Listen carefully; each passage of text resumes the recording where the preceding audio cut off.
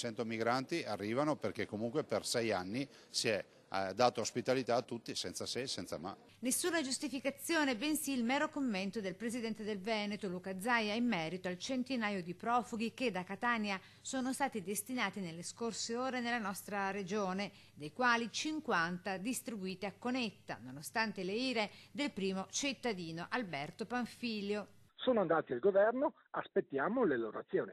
Io sono assolutamente tranquillo da questo punto di vista che Cona verrà eliminata. Sfogo più che lecito, si affretta a precisare il governatore. E comunque ha ragione il sindaco a esternare la sua preoccupazione, perché la direzione è quella di svuotarle le basi e non riempirle. Del resto, dopo la decisione del ministro degli interni, Matteo Salvini, di chiudere i porti, oggi il presidente francese Macron, incontrando il premier italiano Giuseppe Conte a Parigi, ha detto che sul fronte dei migranti l'Unione Europea è mancata in efficacia e solidarietà, non facendo insomma la sua parte al pari dell'Italia. Mi sembra che già il primo segnale della nave Aquarius, di un dibattito che è partito a livello europeo su questo tema, penso al ministro degli interni tedesco che dà ragione al governo italiano, parlo del ministro Seehofer, parlo di Juncker che questa mattina ha dichiarato che l'Europa deve occuparsi di questa partita, molto altro ancora, vada in questa direzione. Questo governo si è appena insediato, lasciamolo lavorare, conclude Zaia.